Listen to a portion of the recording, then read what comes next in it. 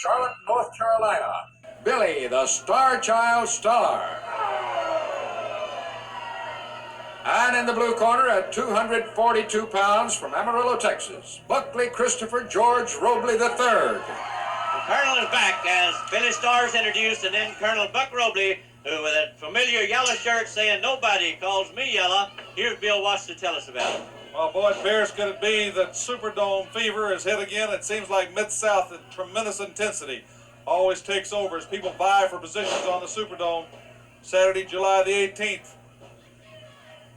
Saturday, July the 17th.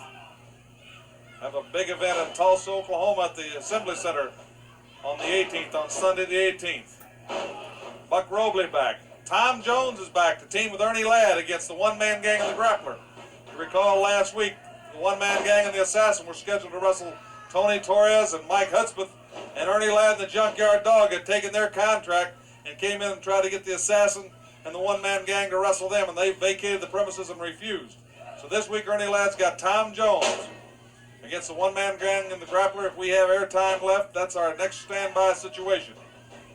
And of course, that great lineup next week, Ernie Ladd against Killer Khan, the Mr. Olympia defending the Mississippi title against the Grappler, the Junkyard Dog against Bob Root.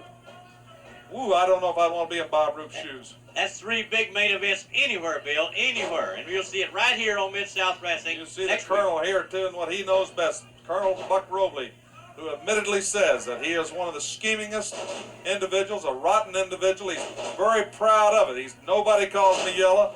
A rough man. He and Dick Murdoch, Killer Carl Cox, a history about Buck Robley. One thing about Buck Robley, he can dish it out, he can take it, he can wrestle, he can fight. The man who in a car auto wreck had to have his arm replaced, partially inside with steel, has that protective covering over it, but he's also been known to use that as a weapon. Against Billy Starr, reverse neck break fall away. Colonel Buck Robley was the Dog's partner in one of the most fabulous eras of Mid-South against the fabulous Freebirds. As the Dog was blinded, and Buck and he teamed up after the Dog came out of his blindness and defeated the Freebirds. Billy Starr getting his foot on the ropes, which breaks the count. You know, the Junkyard Dog, the man they have to scheme to get rid of. Bob Roop said it aptly. No one man can beat him fair and square, and I'm sure that pressure had Ted DiBiase. And Ted DiBiase made a decision, and the decision he'll have to live with for the rest of his life, that he double-crossed his friend. I don't want to prejudge Ted until we've had a chance to look at the films, but you can only look at the evidence that Bob Roop caught him adjusting something in that glove, and the Junkyard Dog, it was unconscious for almost 4 minutes, 3 minutes anyway. Took 4 referees, Grizzly Smith, the ice to bring him around. And I've seen Junkyard Dog tapped with a lot of things that have never been put down like that. So it lends some credence to Bob Roop's challenge or charge that DiBiase had something that he put into that glove.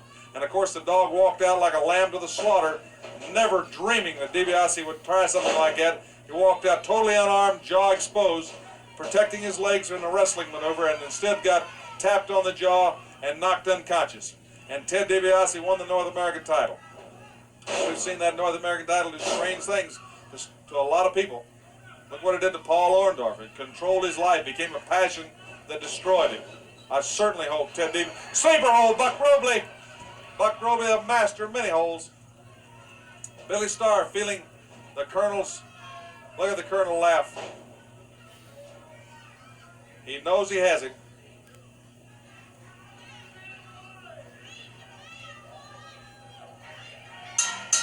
That's it.